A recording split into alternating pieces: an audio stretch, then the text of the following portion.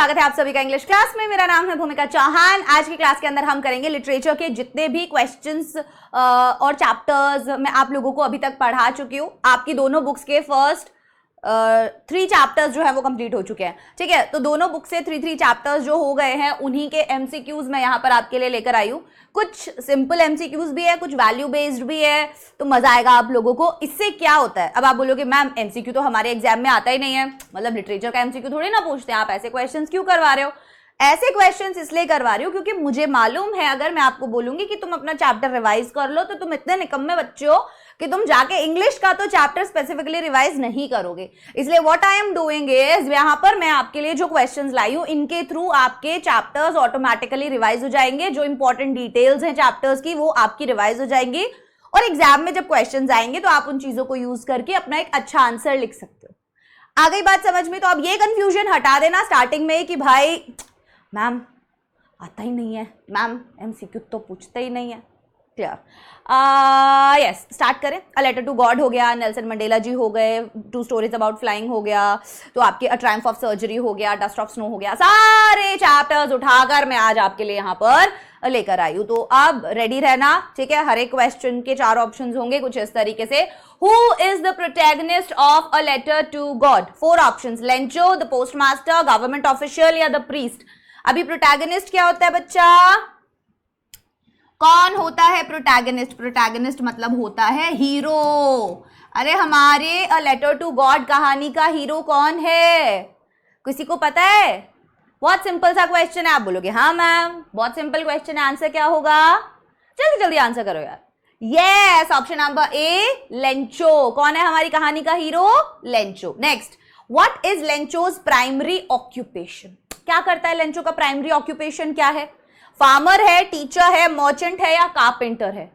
Lencho का primary occupation क्या है? फार्मर है, टीचर है, मर्चेंट है या कारपेंटर है? अभी मैं तुम्हें साइड में इसलिए लिख रही हूं so that you can get the complete view of all the questions. Okay, चलिए, who is Lencho's primary, what is Lencho's primary occupation? सब बच्चे जानते हैं, फार्मर था, कॉर्न की खेती की हुई थी। एग्जैक्टली, तो ऑप्शन नंबर ए, शाबाश। तो आ गया समझ में? अब ये थे स्टार्टिंग में सिंपल, अभी अच्छे अच्छे क्वेश्चंस भी आएंगे। क्लियर? चलिए, man's goodness is a flame that can be hidden but never extinguished. Choose the word that has the same meaning as the underlined word. Put out, suppose, ignite या start out. बोलो, extinguished word जो है ना यहां पर, उसका आपको same meaning बताना है कि आपको वर्ड चूज करना है जिसका सेम मीनिंग है। तो अंडरलाइंड वर्ड यहां पर समझ लो एक्सटिंग्विश्ड है, ठीक है। तो पुट आउट, सपोज, इग्नाइट या स्टार्ट आउट। एक इंसान की जो अच्छाई होती है, और मुझे प्लीज ये बताओ ये वाला जो लाइन है ये किस चैप्टर से लिया गया है? बताना जल्दी से। Man's goodness is a flame that can be hidden but never extinguished. Let me know अगर आप लोगों को पता है तो। और क्या मतलब होता है? जल्दी जल्दी आंसर करो यार, मजेदार।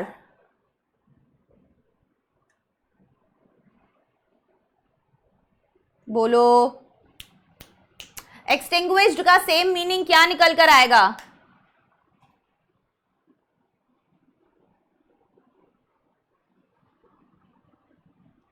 यस, तो फायर के केस में, लाइट के केस में, इमोशन के केस में हम पुट आउट का यूज कर सकते हैं। इसका मतलब होता है एक्सटिंग्विश्ड, ठीक है। Yes, the fire was put out, या she put out the candle. Very good, she put out the candle, that means उसने उसको बुझा दिया। ऑप्शन नंबर ए सही जवाब। Next, the structure they created formed the basis of one of the harshest, more inhumane societies that the world has ever known. What does structure refer to in this sentence from Long Walk to Freedom? अभी Long Walk to Freedom से ये दिया गया है और ध्यान से सुनना। The structure they created formed the basis of one of the harshest, more inhumane societies that the world has ever known. Nelson Mandela ji ने बोला था कि ये गोरे लोगों ने मिलके जो स्ट्रक्चर क्रिएट किया था, ये दुनिया का एक ऐसा स्ट्रक्चर था जो सबसे ज्यादा हार्श था, इनह्यूमेन सोसाइटी क्रिएट की थी इन्होंने। क्या था? The amphitheatre, apartheid, the city roads या गवर्नमेंट एंड ऑफिसेज? किस स्ट्रक्चर की बात कर रहे हैं? क्या वो एक ईंट पत्थर से बने हुए स्ट्रक्चर की बात कर रहे हैं? क्या वो एम्फी थिएटर की बात कर रहे हैं? क्या वो सिटी रोड्स की बात कर रहे हैं? या वो अपार्थाइड की बात कर रहे हैं, जो रेशियल डिस्क्रिमिनेशन वाला एक समाज उन्होंने बना लिया था और गोरे लोग इकट्ठा होकर क्या कर रहे थे, ये ब्लैक लोग जो थे इनको टॉर्चर कर रहे थे, इनको समाज से निकाल रहे थे, स्लेव्स की तरह ट्रीट करते थे, बेटर अपॉर्चुनिटीज इन्हें नहीं मिलती थी, इक्वल राइट्स इनको इनके नहीं मिलते थे, एंड ये अभी तक भी चल रहा है, राइट? तो कौन सा था structure? What does structure refer to in this sentence from long walk to freedom? Now you are getting my point. किस तरीके के क्वेश्चन से हम अपना चैप्टर रिवाइज करेंगे बताइए? The amphitheatre, apartheid, yes, option number B, apartheid. Next, I have cherished the ideal of a democratic and free society. ध्यान से देखो, I have cherished the ideal of a democratic and free society in which all persons live together in harmony and with equal opportunities. What does ideal refer to in this sentence? कैसी society बोल रहे हैं वो? I have cherished the ideal of a democratic and free society. अभी बताओ, a political policy, a hopeful dream or principle, a military plan या a voting system? बताइए। कहंदी देख के कतार हुण नींद नहीं आउंदी, पछताउंदी तू लाके यारी जट्टा दे मुंडे ना सिरे रोंदी नी गड्डियां ट्रैक ते। बोलो।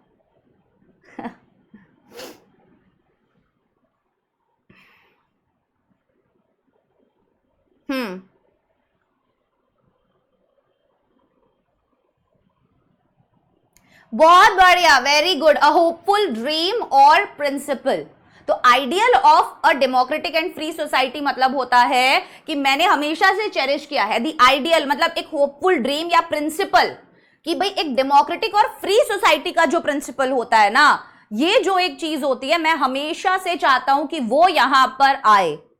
ठीक है, जो ये ब्लैक लोग हैं इनको भी एक डेमोक्रेटिक सोसाइटी मिले। और एक डेमोक्रेटिक सोसाइटी क्या होती है? जिसके अंदर सभी लोगों को इक्वल राइट्स होते हैं, इक्वल अपॉर्चुनिटीज मिलती है, इक्वल फ्रीडम होती है, राइट? तो वो इसी चीज को चेरिश कर रहे हैं। तो ऑब्वियसली ऑप्शन नंबर बी यहां पर सही जवाब। Next question, what value does Mr Herriot display by not immediately criticising Mrs Pumphrey for over feeding tricky?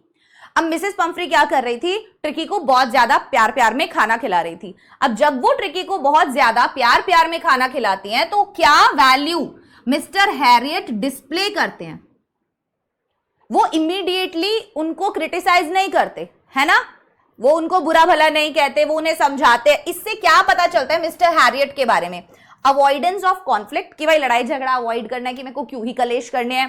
Professional restraint and empathy, lack of concern for the animal, superiority in knowledge। बोलो। हुण नींद नहीं आउंदी पछताउंदी। अरे यार, मैंने आज सुबह सुबह ये गाना सुन लिया। Now I am just going on and on and on with the song. Yes, बार बार हर एक चीज के बाद यही गाना आ रहा है। हुण नींद नहीं आउंदी पछताउंदी तू लाके यारी जट्टा दे मुंडे ना फिरे रोंदे नी गड्डियां ट्रैक ते। इतना गंदा गाती है। मजा आता है भाई।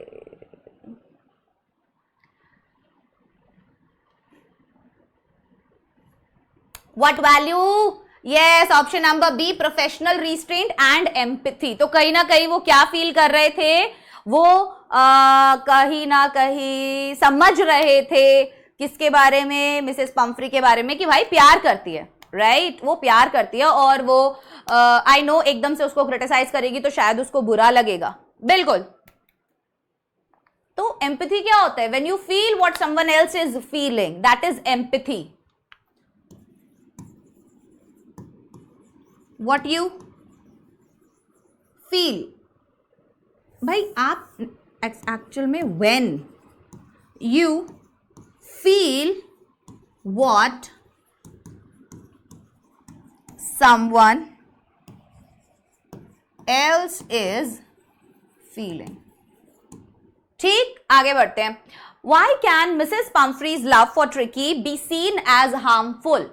क्यों मिसेस पंफ्री का जो प्यार है, क्या किसी माँ का प्यार अपने बेटे के लिए जहर हो सकता है? हो सकता है ना. हमने देखा था इसमें एग्जाम्पल, मिसेस पंफ्री उसे अपने बच्चे से भी ज्यादा प्यार करती है, बट उसको खिलाए जा रहे, ठूसे जा रहे. ऐसा ही पेरेंटिंग में होता है. जब आप एक बच्चा होता है, आप उसे बहुत प्यार करते हो, तो आप उसको मतलब खिला खिला के ओवर फीड कर करके उसको एकदम मोटा ताजा कर देते हो. लोग बोलते हैं हाय कितना प्यारा बच्चा है, और वही प्यारा बच्चा जब बड़ा होके ऐसा मोटा ताजा रहता है तो कहते हैं हाय हाय कितना वजन बढ़ गया है, कम खाया कर, एक्सरसाइज किया कर. अरे बचपन में तो उसे तुमने ठुसा ठुसा के उसका सारा सिस्टम, मेटाबॉलिक सिस्टम सब कुछ खराब कर दिया. अब वो बेचारा क्रेव कर रहा है सारी उल्टी सीधी जंक चीजें, तो तुम उसको डांट रहे हो. इसीलिए पेरेंटिंग जो है कहीं ना कहीं यहाँ पर मिसेस पंफ्री दिखा रही हैं कि भाई बहुत बहुत खतरनाक हो सकती है. ठीक है, ओवर चीजें हो जाती है ना, तो अति से अमृत भी जहर हो जाता है. सो दिस इज जहर. प्यार करो, खिलाओ, बट लिमिट का खिलाओ. 2 रोटी दो, बढ़िया है, खाएगा, पेट भरेगा, दैट्स इट, उसके ज्यादा कुछ नहीं. ठीक है. Why can Mrs. Pumphrey's love for Tricky can be seen as harmful? It lacked understanding and created dependency. ठीक है, उसके अंदर अंडरस्टैंडिंग नहीं थी और उसमें डिपेंडेंसी क्रिएट हो गई थी. So it was not real affection. वो रियल अफेक्शन नहीं था. नहीं, हम ऐसा नहीं कह सकते, रियल अफेक्शन था. She wanted to get rid of him. नहीं, वो उससे छुटकारा नहीं पाना चाहती थी. She was trying to impress the narrator. वो नरेटर को इम्प्रेस करना चाहती थी. I don't think so. Mister Harriet पे उनको कोई क्रश था क्या? नहीं. इट लैक्ड अंडरस्टैंडिंग एंड वो समझ नहीं रही थी इस बात को. एक्चुअली उन्हें लग रहा था मेरा बच्चा भूखा है, इसको खाना दो.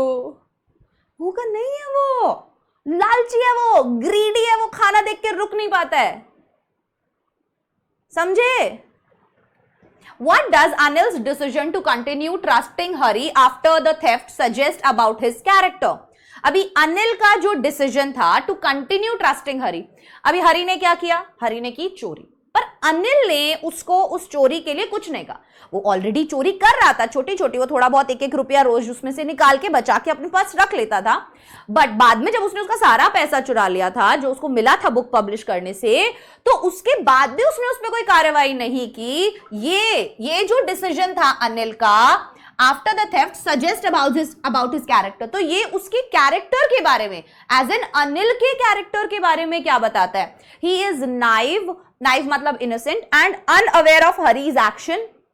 उसे नहीं पता था हरी ने क्या चोरी की भी है या नहीं की है. He believes in giving second chances and the potential for change. वो इस बात में मानता था कि हमेशा हर एक इंसान को दूसरा चांस देना चाहिए. उसने चोरी कर ली है पर वो वापस आ गया है, that means he has already realised right his mistake, है ना. उसने ऑलरेडी अपनी मिस्टेक को रियलाइज कर लिया है. एंड अगर अब वो उसे कन्फ्रंट करता है then he is going to be embarrassed. Yes, so he is indifferent to material possessions, कि उसको यार फर्क नहीं पड़ता आप ऐसे चुरा ले, मतलब he is like doesn't care about all these things. या he wants to teach Hari a lesson through silence, या वो हरी को चुप रहकर, कि जैसे मेरी मम्मी है ना, अगर वो हमसे गुस्सा होती है ना, तो अगर वो चिल्ला ले हम पे तो ठीक है, तो हमें लगता है हाँ नॉर्मल है, हमने गलती करी, मम्मी चिल्ला ली. पर मेरा भाई कहता है दीदी सबसे ज्यादा डर आपको पता है क्या लगता है? जो साइलेंट ट्रीटमेंट मम्मी करती है. मतलब अगर आपको उन्होंने कुछ कहा है और अगर आपने वो काम नहीं किया या आप कोई गड़बड़ कर चुके हो और अब मम्मी आपसे गुस्सा है and then she is not talking to you, वो ज्यादा बड़ा टॉर्चर है. मम्मी को झंझोड़ना पड़ता है, मम्मी गाली दे लो प्लीज, मम्मी मार लो प्लीज, टॉन्ट मार लो मम्मा, पर चुप मत रहो. अगर मम्मी चुप है तो ये तो मतलब एकदम ऐसे हम ढीठ हो गए, हमें गाली सुनने की आदत हो गई है. कोई गाली नहीं दे रहा है, चुप बैठी है बेचारी, तुमसे गुस्सा है, नहीं मम्मा दो गाली यार, अच्छा लगता है हमें. Getting my point? तो वो कह रहा है he wants to teach Hari a lesson through silence. मेरी मम्मी भी हमें सबक सिखाना चाहती है साइलेंस के through. I love you mamma.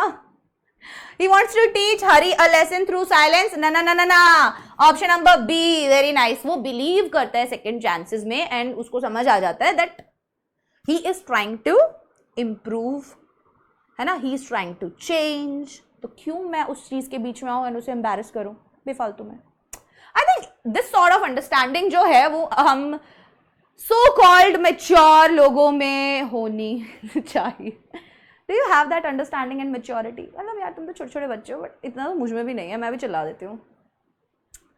Hurries internal conflict after stealing the money primarily highlights. Hari का जो इंटरनल कॉन्फ्लिक्ट है after stealing the money primarily highlights. बताओ क्या था कॉन्फ्लिक्ट, क्या था? हरी के अंदर एक लड़ाई चल रही थी, कुछ ना कुछ उसको ऐसा फील हो रहा था अजीब सा। आफ्टर स्टीलिंग द मनी, पैसे चुराने के बाद प्राइमरली हाईलाइट्स, वो चीज क्या हाईलाइट करती है? टेल मी, क्या हाईलाइट करती है वो चीज? His fear of being caught, मैं पकड़ा जाऊंगा।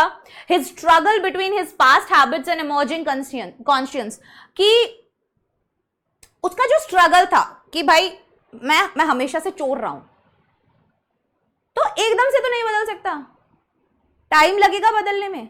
अब मुझे डेफिनेटली एक अच्छा इंसान मिला है जो मेरे लिए सोचता है, जो मेरी केयर करता है, जो मुझे खाना देता है, जो मुझे पढ़ा रहा है, जो मेरे को एक बेटर पर्सन बना रहा है। तो अब मैं क्या करूं? क्या मेरा ज़मीर इस बात की गवाही देता है कि मुझे उसको धोखा देना चाहिए? तो बेसिकली ही वॉज अफ्रेड कि उसको बुरा लगेगा that he trusted me. His desire for wealth या his plan to deceive Anil further.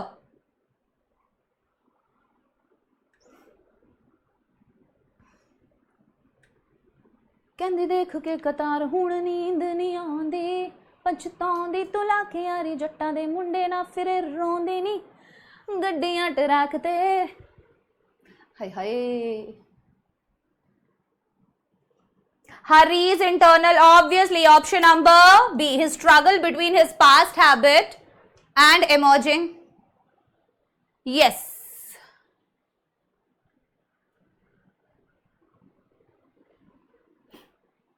Conscience, yes.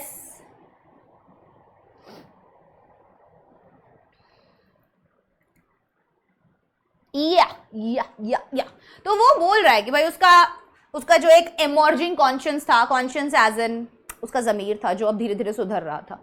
Next question, the story emphasises that true education. अब आपको समझ में आ रहा है कि MCQ practice basic MCQ practice नहीं होती, ये भूमिका मैम की क्लास की एमसीक्यू प्रैक्टिस है जो तुम्हारे कॉन्सेप्ट्स को क्लियर करेगी और फिर तुम्हें किसी के पेपर लीक की जरूरत नहीं पड़ेगी। तुम्हें जरूरत पड़ेगी तो सिर्फ अपने कॉन्सेप्ट्स की अपने एग्जाम में, और फिर कुछ भी आ जाए तुम्हारे सामने you are good to go, right? Yes, the story emphasises that true education, story emphasise करती है क्या? True education it is obtained through formal schooling, comes from life experiences and personal growth, is unnecessary for survival, is only for the privileged.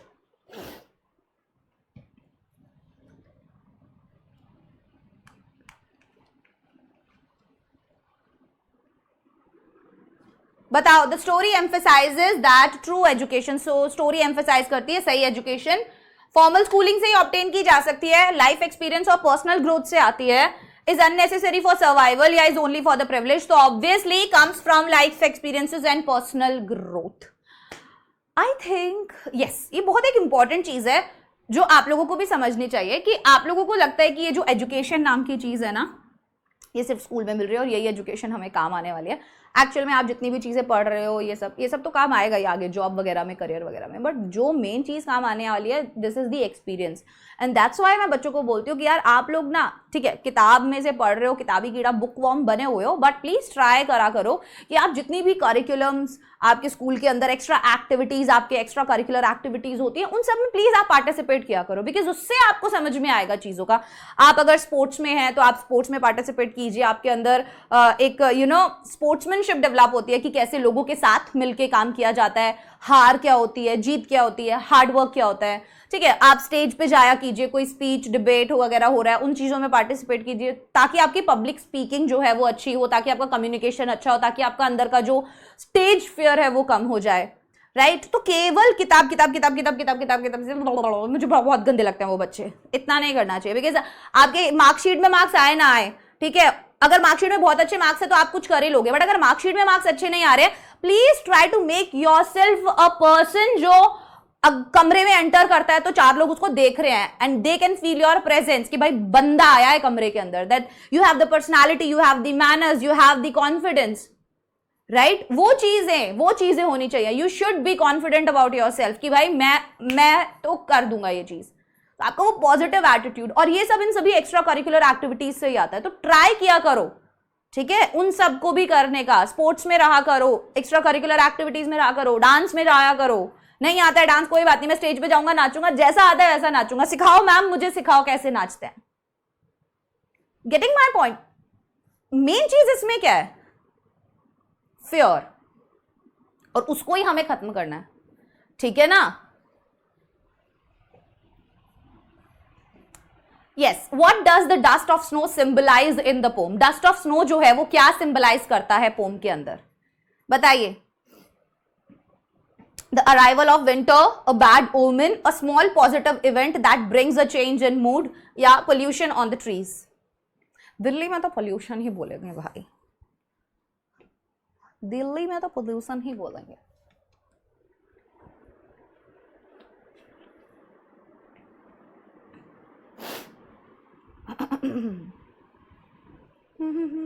What does dust of snow poem पता है ना, Robert Frost ने लिखी थी। क्या था उसका कारण? कि छोटा positive event that brings a change in mood. मैं सारा दिन से, मतलब परसों रात को मैं पूरी रात, मतलब मेरा पता नहीं कौन सा इमोशनल ब्रेकडाउन हुआ और मुझे अजीब सा ही फील हो रहा था। मतलब I was so negative about everything and I was literally crying my eyes out, कि मेरी आंखें, सुबह मैंने देखा ऐसे ऐसे पूरा पफी आईज हो रखा था, ठीक है। और मैं रात को रोली हो गया। देन मॉर्निंग के अंदर मैंने अपनी फ्रेंड से बात की, मम्मी से बात की, एंड देन उनसे बात करके मतलब इतना अच्छा लगा कि सडनली एकदम मूड ऐसे हो गया, मतलब हाँ, फिर सारा दिन बढ़िया क्लासेस लिए हैं, मूड अच्छा हो गया है, हर एक चीज़। तो कहने का मतलब ये होता है कि हो सकता है, मतलब एक पॉइंट पे आपका मूड बहुत ज़्यादा गंदा है, बट हो सकता है कुछ ऐसा हो कि वो आपका मूड एकदम चेंज कर दे। तो वो क्या चीज़ें हो सकती है? वो आपकी फैमिली हो सकती है, आपके फ्रेंड्स हो सकते हैं, ठीक है। कोई भी छोटी मोटी चीज़ हो सकती है जो आपके मूड को ठीक कर दे, लाइट कर दे, but it is up to you. आप उसी चीज़ को पकड़ के बैठना चाहते हो, ठीक है, या फिर लाइफ में अपनी हैप्पीनेस ढूंढना चाहते हो। अ small positive event that brings a change in mood. तो छोटी छोटी चीज़ों में खुशियां ढूंढो यार, बड़ी बड़ी खुशियां अपने आप तुम्हारे पीछे आएंगी। Why is the crow's action significant in the poem? अरे कौवे ने कुछ नहीं किया, कौवा आया पेड़ पे बैठा जिसपे बर्फ ही बर्फ थी, उसने आगे अपना थोड़ा सा ऐसे फड़फड़ाया वो, अब उसके ऊपर जो एकदम मतलब ऐसे बर्फ थी वो ऐसे झड़क के नीचे हमारा पोएट खड़ा था, अब पोटी कर देता तो क्या था, हाय हाय, राइट। तो अभी वो झड़का तो बर्फ गिरी तो वो पता नहीं क्या मूड बदल गया उसका, पोएट का मूड ही बदल गया। बोले हा बारिश कर दी मेरे ऊपर फूलों की किसी ने। तो क्रो का जो एक्शन है वो सिग्निफिकेंट, भाई क्रो के एक्शन पे ही तो सारी पोम है, पूरी की पूरी कविता है क्रो के एक्शन पे। इट स्कैर्ड द पोएट, डर गया कवि। It caused snow to fall and change the poet's mood, भाई उसकी वजह से वो बर्फ गिरी नीचे और पोएट का मूड बदल गया। It warned of danger. अब हमारे यहाँ पे क्रो को क्या माना जाता है? बैड ओमेन माना जाता है। अगर मैं आपको एक छोटी सी कहानी सुना सकती हूँ क्या? पहले हम इसका आंसर करते हैं। It caused snow to fall and change the poet's mood, ठीक है, ये ऑप्शन नंबर बी है। एक छोटी सी कहानी है आप लोगों के लिए, मुझे लगता है कि इंपॉर्टेंट है, तो प्लीज सुनना। एक बार एक क्रो होता है और वो ना, मान लो मैं हूँ, ठीक है, तो वो कुछ भी मैं कर रही होती हूँ ना, तो हमेशा ऐसा होता है कि जैसे मैं घर से बाहर तैयार होकर जा रही हूँ किसी एक इवेंट के लिए, और वो आएगा मेरे ऊपर पॉटी कर देगा, तो आई वाज लाइक मेरा पूरा मूड खराब हो गया ना, मेरा पूरा मूड खराब कि भाई मैं अच्छी वाली तैयार होकर जा रही थी, मेरे ऊपर पॉटी कर दी। या फिर मैं अपने क्रश के साथ कहीं बैठी हुई हूँ एंड हम लोग आराम से बढ़िया बढ़िया बातें कर रहे हैं, अच्छे कर रहे हैं, और एकदम से उसने फिर से मेरे ऊपर पॉटी कर दी। तो मैंने कहा यार बेइज्जती कर दी मेरी क्रश के आगे, मतलब पॉटी कर दी। फिर मैं अपना एग्ज़ाम देने जा रही थी, ठीक है, तो बहुत ज़्यादा टेंशन में थी ऑलरेडी, और मुझे ऐसा लग रहा था कि पता नहीं क्या होगा क्या नहीं होगा, और फिर आई और मेरे ऊपर पॉटी कर दी। तो मैं कह रही हूँ यार मतलब हो क्या रहा है मेरे साथ। तो 2 से 3 से 4-5 बार ऐसा हुआ कि भाई वो आता मेरे ऊपर पॉटी कर देता, आता मेरे ऊपर पॉटी कर देता, तो मुझे उससे नफरत होने लगी, ठीक है। और मैंने क्या किया, मैंने अपना खिड़की बंद कर लिया या अपना गेट बंद कर लिया, या मैंने उसको भगा दिया कि अब आ मत जाना मेरे पास, मार के डांट के जैसे भी मैंने उसे भगा दिया, ठीक है। तो वो जो क्रो था ना, उसने क्या किया, अपने आप को अपने नेस्ट में, जो भी पेड़ के अंदर उसने नेस्ट बनाया हुआ था उसके अंदर अपने आप को बंद कर लिया। और अब धीरे धीरे मैं बड़ी हुई, ठीक है, कुछ दिन हुआ, हाँ ठीक है, अब आ ही नहीं रहा है, दिख ही नहीं रहा है, बढ़िया है, मेरा पीछा छूटा। बट कुछ दिन बाद मुझे रियलाइज होने लगा कि यार अब तो वो दिखता ही नहीं है, अब तो वो कहाँ पर है। तो ऐसे करते करते मैं बूढ़ी हो गई मान लो। तो एक दिन क्या होता है, मुझे बहुत ज्यादा ऐसे एंग्जाइटी होती है कि मुझे पता करना है कि वो कहाँ गया भाई, मैंने उसको ऐसे करके भगा दिया था। तो मैं उसके नेस्ट पे जाती हूँ जहाँ वो रहता था क्रो, और वो हटाती हूँ उसके वहाँ से जहाँ भी वो अंदर है, अंदर जाके देखती हूँ तो वो क्रो वहीं पर होता है, वो भी बूढ़ा हो गया होता है। एंड वो एक पर्ची होती है वहाँ पे, वो जब उस पर्ची को पकड़ के मैं खोलती हूँ तो उसके अंदर लिखा होता है कि जब भी आप किसी के ऊपर, मतलब एज अ क्रो, जब क्रो किसी के ऊपर पॉटी करता है तो वो अच्छा माना जाता है। उसने ये चीज किसी बुक में पढ़ी थी, मतलब इट्स अ स्टोरी। तो वो मुझसे इतना प्यार करता था कि जब भी मैं किसी इंपॉर्टेंट इवेंट के लिए जा रही होती थी तो वो पॉटी कर देता था। तो गुड लक के केस में कर रहा है वो, कि इसके लिए गुड लक ला रहा हूं मैं, और मैं हमेशा उसको गलत समझती थी। अब ये ही चीज मैं आप लोगों को समझाना चाहती हूँ कि लाइफ में जो भी चीज हो रही होती है ना, आपको लगता है कि वो आपकी बुराई है, आपके लिए प्रॉब्लम क्रिएट कर रही है, आपके बुरे के लिए हो रही है, but I am telling you कि हर एक चीज इवेंचुअली अच्छे के लिए होती है, और वो आपको आपकी डेस्टिनेशन तक पहुंचाने के लिए होती है। Thank you for the patience. आपने मेरी प्यारी सी छोटी सी कहानी सुनी, और ये मेरी बहन ने मुझे सुनाई थी, ठीक है। It caused the snow to fall and change the poet's mood. Option number B. Next one, What event causes Lencho to write a letter to God? क्या हुआ था जो लेंचो भगवान को लेटर लिखने तक की कगार पे आ गया? मतलब ऐसा तो क्या ही आसमान टूट पड़ा, धरती फट गई कि लेंचो को भगवान को ही लेटर लिखना पड़ा। A drought, a flood, a locust infestation या अ हेलस्टॉर्म। आपको ओ माय गॉड मूवी याद है? उसमें भी तो ऐसा ही होता है, भगवान के खिलाफ केस डाल देता है, बोले ठीक है भगवान ने तोड़ी ना मेरी दुकान, भगवान ने किया ना ये सब कुछ, लो भगवान जी आपके खिलाफ केस डाल देता हूं मैं, है ना। ओ माय गॉड आप लोगों ने देखी होगी। What event causes Lencho to write a letter to God? बनाओ, बताओ। बहुत सिंपल सा क्वेश्चन है। यस, बर्फ के ओले, आइस के बड़े बड़े गोले। Next one, what was Lencho's reaction when he saw the damage caused by the hailstorm? अभी लेंचो का क्या रिएक्शन था जब उसने देखा कि कितना ज्यादा नुकसान हुआ है हेलस्टॉर्म से? बताओ। What was Lencho's reaction? Lencho का क्या रिएक्शन था when he saw the damage caused by the hailstorm?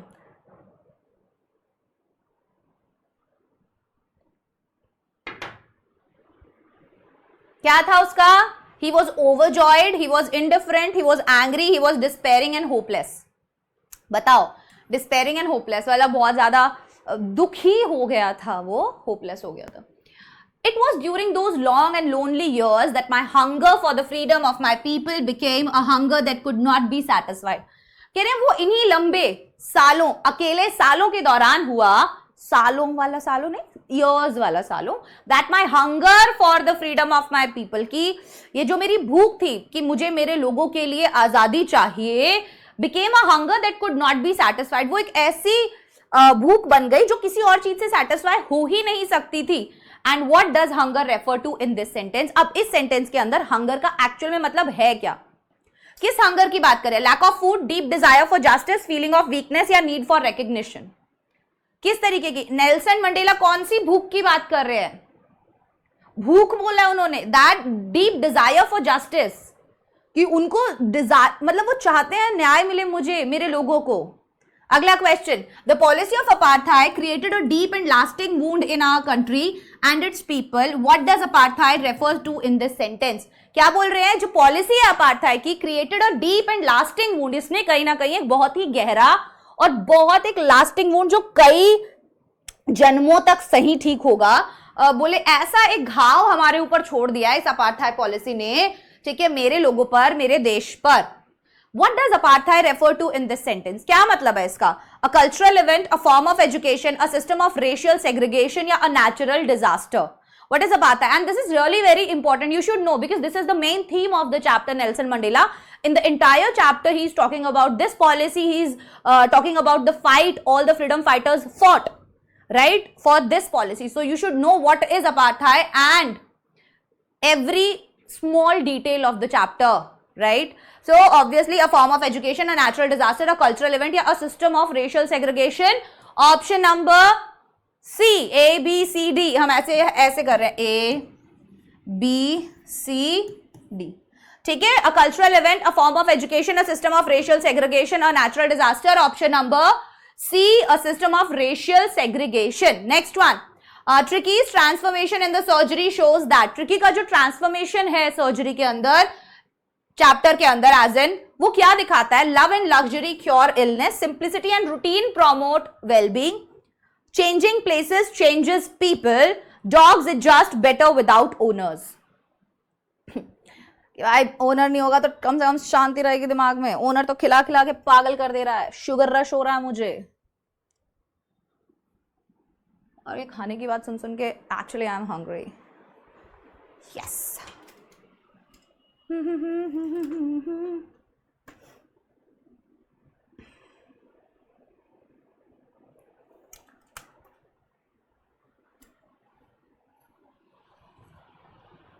बताओ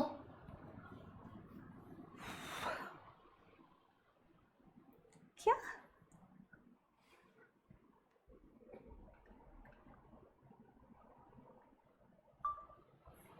So Tricky's transformation in the surgery shows that simplicity and routine promote well-being.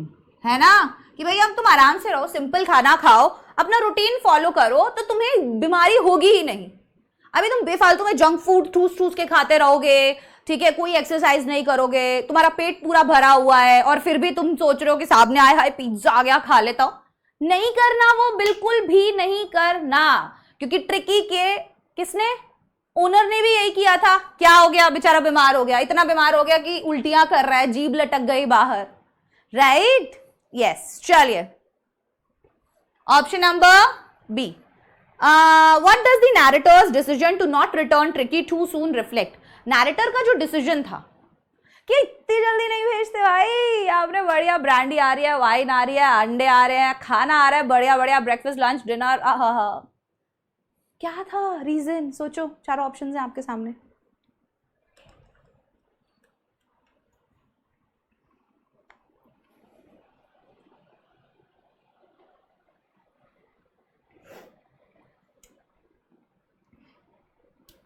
बताइए.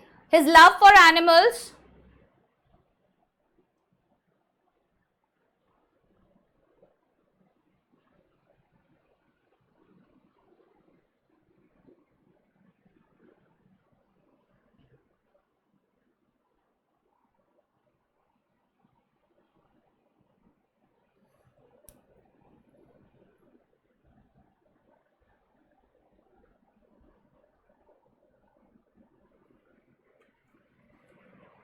his concern for Mrs. Pumphrey, his self-interest in food and wine, his understanding of animal welfare and what Tricky truly needed. Option number D.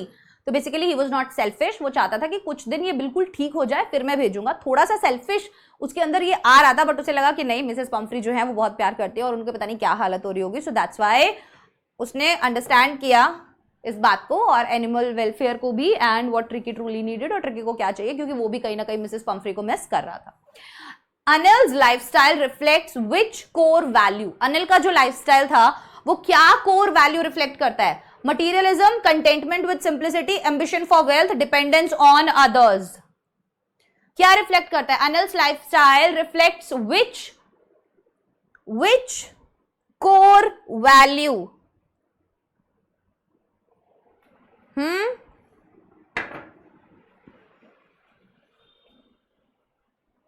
बहुत simple answer है, contentment with simplicity. कि भाई containment, satisfaction होना चाहिए, ठीक है, उसको satisfaction था. जिस दिन पैसा आता खाता पीता उड़ा देता, अपने नॉर्मल जिंदगी जी रहा था. Hari's decision to return the stolen money signifies. Hari का जो डिसीजन है कि मैं ये जो चुराया हुआ पैसा है वापस करूंगा, ये क्या सिग्निफाई करता है? Hari's decision to return the stolen money signifies fear of legal consequences, a manipulative tactic to gain more trust, a genuine change of heart and moral realization, confusion about his next move. तो हरी का जो decision था to return the stolen money, कमाया हुआ पैसा वापस करने का, क्या था? फियर था उसका लीगल कॉन्सिक्वेंसेस का, अ मैनिपुलेटिव टैक्टिक था to gain more trust, a genuine change of heart and moral realisation. तो ऑब्वियसली ऑप्शन नंबर सी कि जेन्युइन में उसका हार्ट बदल गया था यार, दिल बदल गया था लड़के का हमारे, और मोरल रियलाइजेशन हो गया था उसको कि नहीं यार, मुझे लगता है कि अगर मेरे को वो पढ़ा रहा है, मुझे कुछ सिखा रहा है, तो आज तो मैंने इतने पैसे चुराए हैं, आगे जाके ये तो कुछ टाइम में खत्म हो जाएंगे, बट अगर मैं ऐसे ही पढ़ता रहा तो मैं बहुत सारा पैसा कमा सकता हूं. हाँ, चलो आगे बढ़ते हैं. What does the poet realise after the snow falls on him? Poet को क्या रियलाइज होता है जब स्नो गिरती है उसके ऊपर?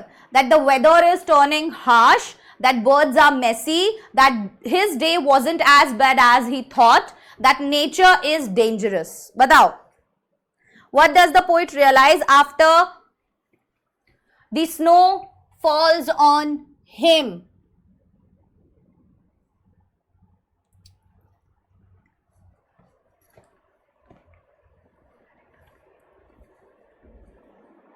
What does the poet realize? तो उसको realize होता है that his day wasn't as bad as he thought, कि उसका दिन इतना भी बुरा नहीं था जितना वो सोच रहा था.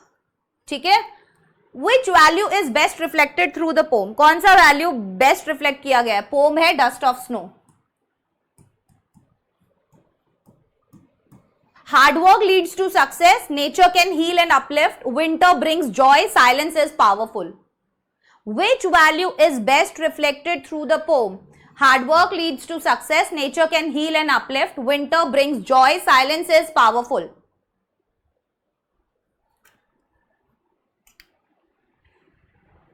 Very good. Nature can heal and uplift. Nature के अंदर ये पावर होती है कि ये आपके मूड को बिल्कुल ठीक कर सकते हैं. फॉर एग्जाम्पल, हमारा कभी भी मूड बहुत खराब होता है तो मम्मी क्या बोलती है, जा भाई, जा बेटा थोड़ी देर बाहर घूम के आ जा, है ना यार, चल मेरा बहुत मूड खराब है, कहीं बाहर चलते हैं. बाहर चलते हैं मतलब नेचर ऐसी चीज है ना कि आपको बहुत अच्छा फील होगा.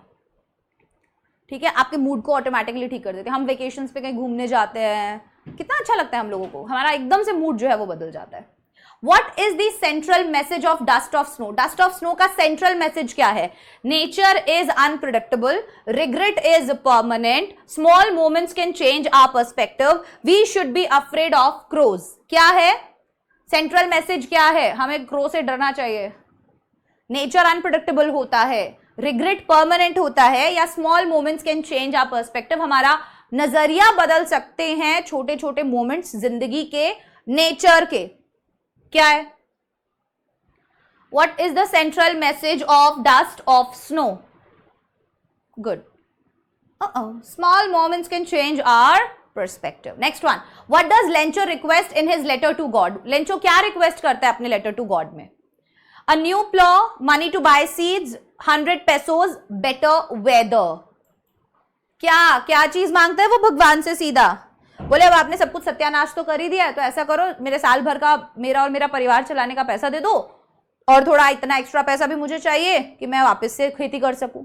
तो ओवरऑल उसने जो टोटल लगाया वो क्या था कि मुझे 100 पैसोस दे दो बस. अगला, how does the postmaster react to Lencho's letter? अभी पोस्टमास्टर कैसे रिएक्ट करते हैं लेंचो के लेटर पे?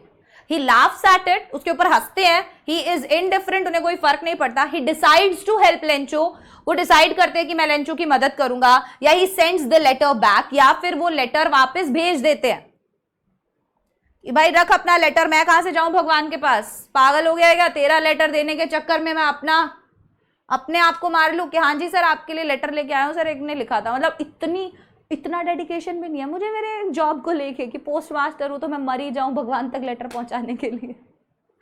हाँ, एक्चुअल में वो डिसाइड करते हैं कि वो लोग लेंचो की मदद करेंगे, बिकॉज इस तरीके का फेथ आज के टाइम पे, इस तरीके का इनोसेंस आज के टाइम पे देखने के लिए नहीं मिलता है. Next one. The operation and brutality we suffered could not break our spirit of resistance. What does oppression refer to in this sentence? तो इस सेंटेंस के अंदर ऑपरेशन का क्या मतलब है? द ऑपरेशन एंड ब्रूटैलिटी, जो ऑपरेशन और ब्रूटैलिटी है, we suffered could not break our spirit of resistance, वो नहीं तोड़ सकते हमारे स्पिरिट को रेजिस्टेंस के.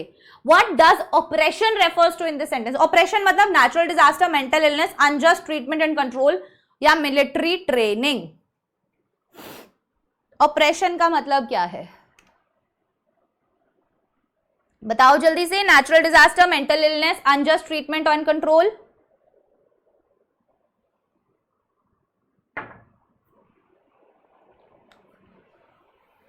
unjust treatment and control. Option number C. सारा ही पानी ले गए हैं भाई. The operation and brutality we suffered, yes, चल, It was a moment of celebration and hope as South Africa experienced its first democratic and non-racial election, first autocratic and racial election, first violent and chaotic elections, या first democratic and racial elections. ध्यान से पढ़ो चारों options को, फिर answer करना है, ऐसे ही आंसर नहीं करना है बिना सोचे समझे कुछ भी आंसर कर रहे हो, वो वाला आंसर नहीं चाहिए, ठीक है. It was a moment of celebration and hope as South Africa experienced its first blank and blank election.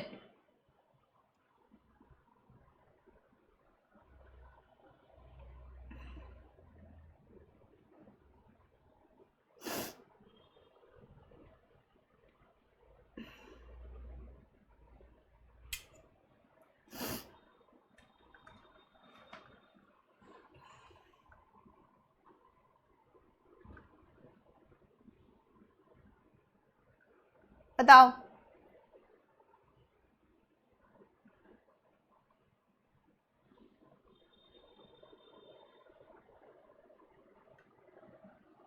Very good. पहले डेमोक्रेटिक और non racial elections. What value can be learned from the contrast between Tricky's home life and surgery life? क्या values हम सीख सकते हैं from the contrast between tricky की जो घर पे जिंदगी थी और ट्रिकी की जो सर्जरी लाइफ में जिंदगी थी, उन दोनों में क्या अंतर था और उससे हम क्या चीज सीख सकते हैं. कंफर्ट लीड्स टू लेजीनेस, कि कंफर्ट से आलस आ जाता है. Over attachment creates weakness, over attachment से कहीं ना कहीं कमजोरी आती है, वीकनेस क्रिएट करती है ओवर अटैचमेंट, कि आप कमजोर हो जाते हो, कमजोर mentally. Balance and discipline are essential for good health, कि बैलेंस और डिसिप्लिन जो है वो बहुत ज्यादा जरूरी है अच्छी हेल्थ के लिए. या pets are better off in clinics, कि पेट्स जो हैं वो घर से ज्यादा क्लिनिक में बेटर है. बताओ. Comfort leads to laziness, over attachment creates weakness, balance and discipline are essential. Yes, option number C की बैलेंस और डिसिप्लिन बहुत ज्यादा जरूरी है आपकी हेल्थ के लिए. अगर आप एक्सरसाइज नहीं कर रहे हो, जंक फूड खा रहे हो, अपने ऊपर ध्यान नहीं दे रहे हो, मेडिटेशन नहीं कर रहे हो, योगा नहीं कर रहे हो, not giving yourself the time because your body is a temple, right, and you should treat it like a temple. अब कोई भी गलत चीज़ आप टेम्पल में नहीं लेके जाते हो, so please make sure that you are not feeding your body with junk foods and any sort of drinks, soft drinks, जो भी चीज़ें आजकल बच्चे स्टिंग पी पी के पता नहीं क्या सोच रहे कि हमारे अंदर कौन सा ही कीड़ा घुस जाता है जो हमें इतनी एनर्जी आ जाती है. इतना हार्ड कैफीन होता है उसके अंदर, बेकार. I don't know. What could be the moral conflict Harriet might have experienced when enjoying the eggs, wine and brandy?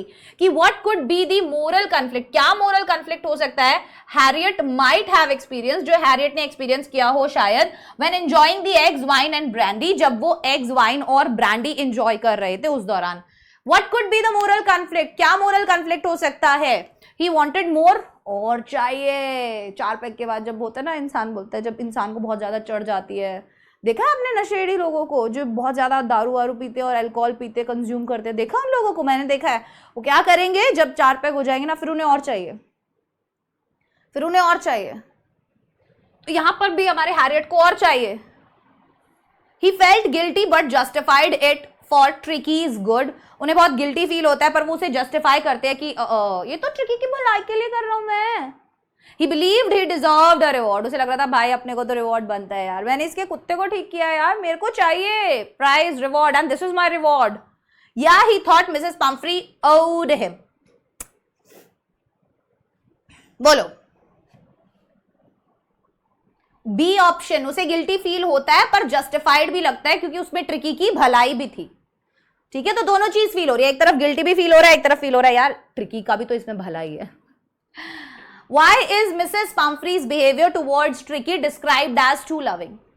कि Mrs. Pumphrey का behavior Tricky की तरफ बहुत ज्यादा loving क्यों दिखाया गया है?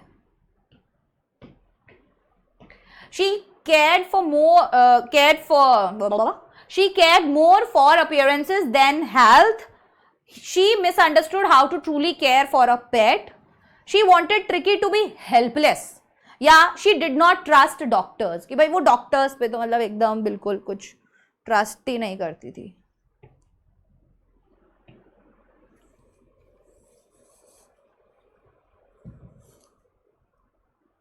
प्रॉपर गर्मी लगने लगी अब तो।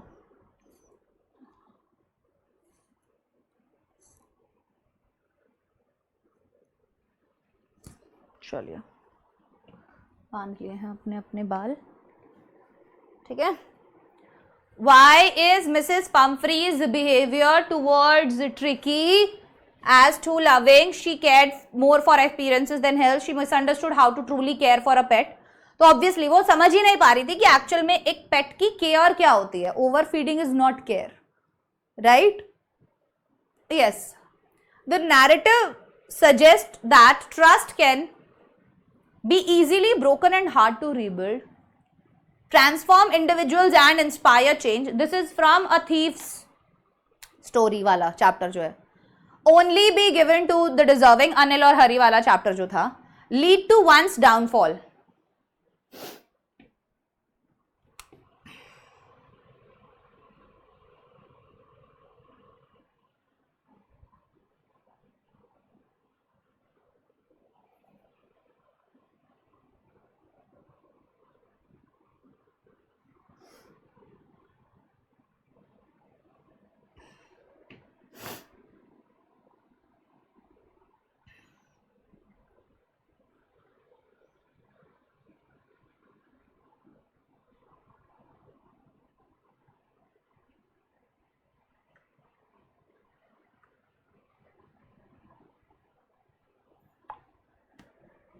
Option number B, transform individuals and inspire change. Next one, Hari's initial intent to rob Anil was driven by. Hari का जो initial intent था to rob Anil, अनिल को लूट लेने का, was driven by, वो किस वजह से था? क्यों उसको वो आ रही थी चीज? A challenge to test his skills, वो एक challenge था कि वो अपने skills को टेस्ट करना चाहता था। Desperation and survival instincts, बहुत desperation हो रहा था कि मेरे को survival का जो एक instinct होता है कि कैसे जिंदा रहूंगा।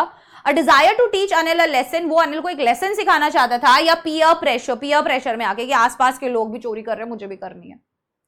बताओ, desperation and survival instincts. Desperation ही था और कोई रीजन नहीं था उसको, ठीक है। चैलेंज नहीं था उसका टेस्ट स्किल करने, वो तो बस ऐसे ही अपने आप को समझा रहा था कि चोरी नहीं करूंगा तो ऐसा हो जाएगा वैसा हो जाएगा। तो बेसिकली वो डेस्परेट था, उसको लग रहा था पैसे चुरा लेता हूं, पैसे नहीं रहे कभी। एक्चुअली पता है क्या होता है, दिस इज, ये सब चीजें ना, उसने जिस तरीके का सिचुएशन अपनी लाइफ में देखा, उसके पास कभी भी पैसा नहीं रहा, चोरी करके उसने खाना खाया, चोरी करके उसने अपना सर्वाइवल किया, तो दैट वाज द रीजन कि वो वैसा ही बन गया। अब उसको उस आदत को सुधारने में ऑब्वियसली टाइम लगेगा, है ना। The story conveys that personal transformation is, ये स्टोरी कन्वे करती है कि जो पर्सनल ट्रांसफॉर्मेशन है वो क्या है? Impossible without formal education, achieved through external validation, possible through introspection and guidance, या only for those with resources, क्या केवल उन लोगों के लिए जिनके पास रिसोर्सेज होते हैं? सोचो, the story conveys that, story convey करती है कि पर्सनल ट्रांसफॉर्मेशन क्या है? इम्पॉसिबल है फॉर्मल एजुकेशन के बगैर, achieved through external validation, external validation से अचीव किया जा सकता है, possible through introspection and guidance, introspection और गाइडेंस से पॉसिबल है, या only for those with resources, या वो केवल उन लोगों के लिए है जिनके पास रिसोर्सेज होते हैं। तो yes, possible through introspection and guidance, कि वो इंट्रोस्पेक्शन और गाइडेंस के थ्रू पॉसिबल है। द स्टोरी कन्वे करता है सीधा सीधा दैट पर्सनल ट्रांसफॉर्मेशन जो है वो पॉसिबल है इंट्रोस्पेक्शन और गाइडेंस के through. Introspection, what is introspection? अपने अंदर झांक के देखो भाई। अब अंदर कैसे झांके हम? अपने अंदर झांक के देखना, मुंह में झांक के नहीं देखना, अपने अंदर झांक के देखने का मतलब है अपने दिल में, दिमाग में, अपने गिरेवान में झांक के देखो, ठीक है। हाँ, गाइडेंस अगर सही मिलता है, तुम्हें रियलाइज हो जाता है कि भाई मैंने देखा मेरे में ये गलती है, मैं इसे सुधारना चाहता हूं, तो चीजें ठीक हो सकती है। What does the poet mean by saved some part of a day I had ruined? Dust of snow से है, क्या मतलब था उनका इससे? He lost part of the day, a small event made a regretful day better. He had an argument, he forgot something important, कि वो कुछ important भूल गया था।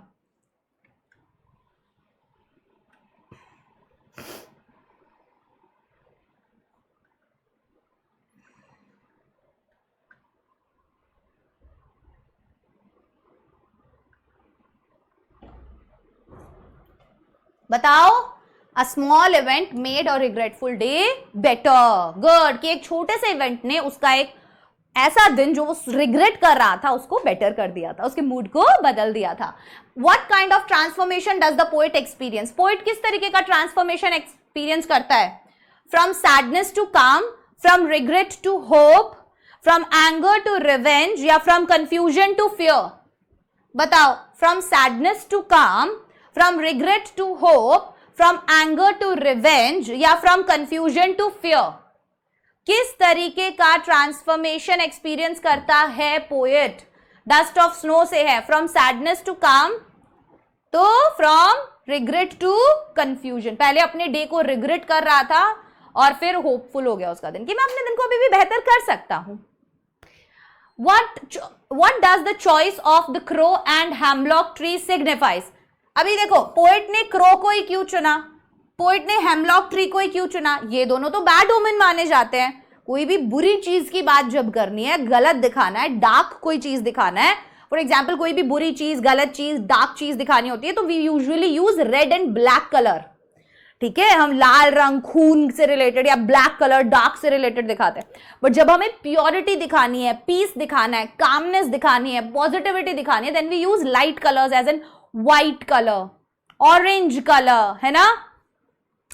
तो यहां पर क्यों उन्होंने क्रो और हेमलॉक ट्री को चुना? Beautiful natural imagery, fear and death, religious symbolism, unexpected sources of joy. ये हमने बनाया यार.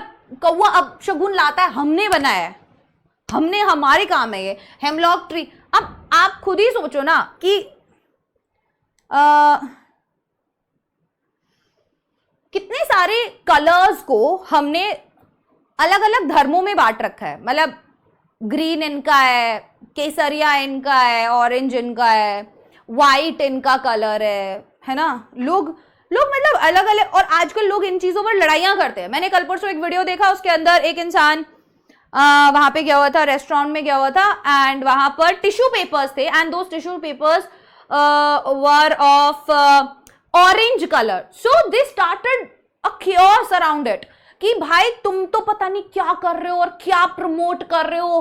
केसरिया रंग के टिश्यूज तुमने रखे हुए हैं and you are promoting this party and we all know what you are trying to promote and what you are trying to do. वो बोला सर कंपनी की तरफ से 10 रंग के बन के आते हैं, मैंने ऑरेंज वाले लगाए रखे हैं आज जो आप आए हो, कल आओगे पिंक कलर के मिल जाएंगे.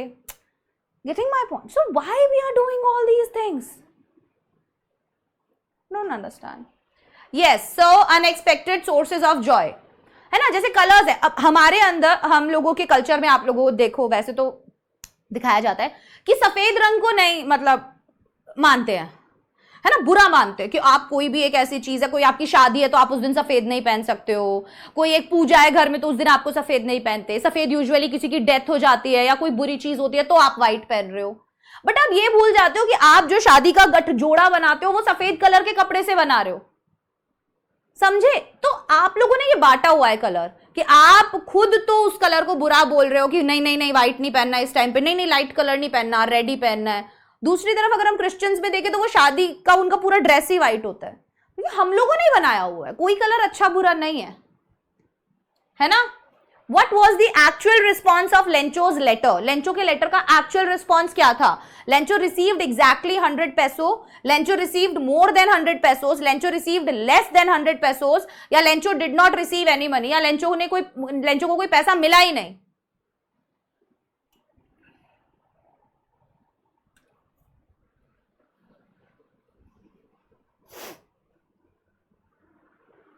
What was the actual response to Lencho's letter? Actual response क्या था Lencho के लेटर का? Lencho received exactly 100 peso. नहीं, उसको कम पैसे मिले थे. Yes, 70 pesos. कितने pesos मिले थे? 70 pesos. Next one. How does Lencho react when he receives the money from the postmaster? Lencho कैसे react करता है जब उसको वो पैसा मिलता है postmaster से? He is grateful and writes another letter. वो ग्रेटफुल है और वो दूसरा लेटर लिखता है. He is disappointed and angry, disappointed और एंग्री फील करता है. ही इज इनडिफरेंट या he is excited and celebrates. बताओ लेंचो क्या कैसे रिएक्ट करता है when he receives the money from the postmaster?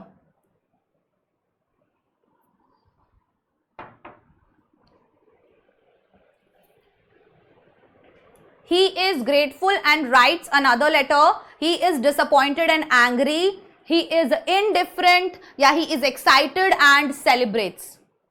Great. He is disappointed and angry. वो बहुत ज्यादा disappoint feel करता है और वो बहुत ज्यादा angry feel करता है ना? Right. अभी दो स्टेटमेंट्स दी हुई हैं आपके सामने, ध्यान से देखना. स्टेटमेंट 1 क्या है?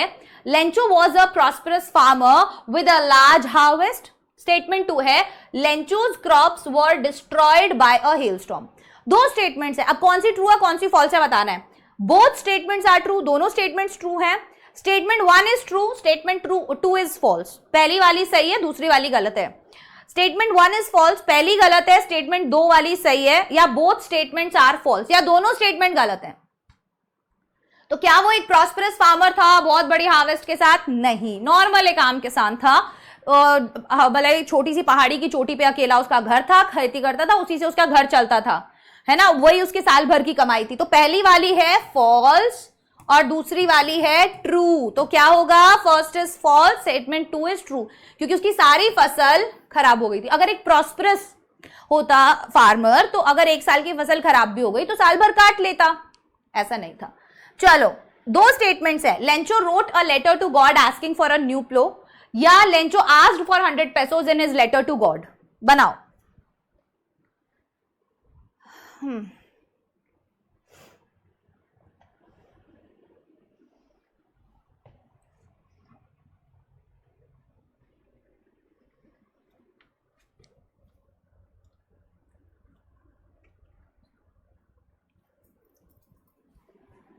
Lencho wrote a letter to God asking for a new plow, या Lencho asked for 100 pesos in his letter to God.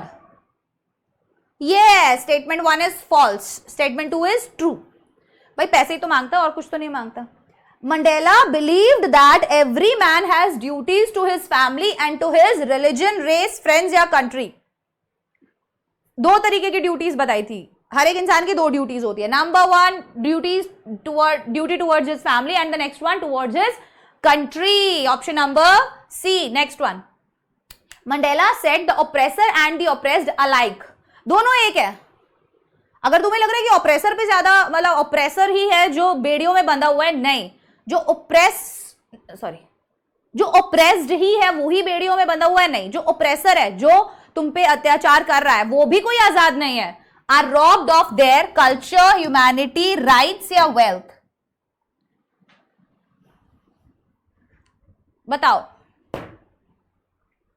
Mandela said the oppressor and the oppressed alike are robbed of their humanity. बोले oppressed जो है उसके ऊपर तो उसके rights को छीन ही लिया है तुमने, उसकी तो खत्म ही कर रहे हो तुम सारी चीजें. बट जो oppressor है, जो कर रहा है ये सब कुछ, वो भी तो मतलब ह्यूमैनिटी रॉब हो चुके हैं, उसके लूट चुके हैं, उसको इंसानियत नहीं बची उसके अंदर. If you are thinking that he is free, he is not free, right? He is filled with hatred, in the shackles of hatred, right? What deeper value is reflected in Harriet's patience and non judgemental attitude towards Mrs Pomfrey. क्या deeper value reflect करते हो Harriet के patience में and non judgemental attitude में Mrs Pomfrey के towards? तो क्या deeper value reflect होता है? हैरियट जी ने जो पेशेंस दिखाया, जो नॉन जजमेंटल एटीट्यूड दिखाया टुवर्ड्स मिसेस पंफ्री, उससे क्या वैल्यू रिफ्लेक्ट होता है? Tolerance for ignorance, wisdom and maturity, indifference to emotions या professional pride? Tolerance for ignorance, wisdom and maturity, indifference to emotions, professional pride. What deeper value is reflected? क्या deeper value reflect होता है Harriet के patience और non judgemental attitude में Mrs Pomfrey के towards? बोलो. Wisdom and maturity. समझदार इंसान था, मैच्योर इंसान था, सिचुएशन को ढंग से टैकल किया, है ना. आगे बढ़ते हैं. What does the success of ट्रिकीज recovery at the surgery imply about human behaviour? भाई क्या, what does the success of ट्रिकीज recovery, tricky की रिकवरी का सक्सेस सर्जरी वाली जगह पे will imply about human behaviour? वो ह्यूमन बिहेवियर के बारे में क्या चीज बताता है? क्या बताता है? Pets are better in strict environments, simple care often trumps material comfort, people can not take care of pets, या dogs need to be separated from owners. काफी सारे क्वेश्चंस कर लिए हैं और हमारा टाइम भी हो गया है. जल्दी जल्दी से करते हैं, कुछ और क्वेश्चंस भी बाकी हैं हमारे, वो हम अगली क्लास में करेंगे। Simple care often Trump's material comfort, right? हाँ या ना?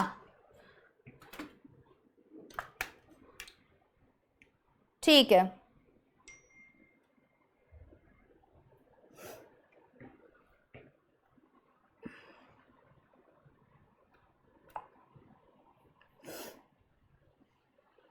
What does the success of Tricky's recovery at the surgery imply? Simple care often trumps material comfort. Last question है, what value does the title or triumph of surgery must strongly reflect?